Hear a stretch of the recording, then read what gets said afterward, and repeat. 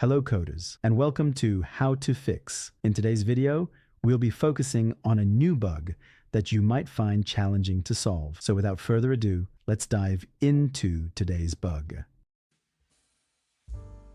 Let's now execute code 1 to generate the error and observe the outcome.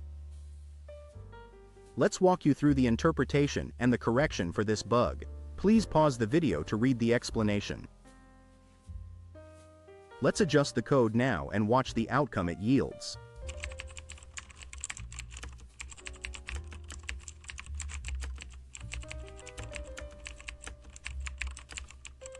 And bingo! The code performs perfectly and our output is just right. The error has been fixed. That's all for today's session. If you found this guide beneficial, please like the video and join our channel for more how to fix coding videos.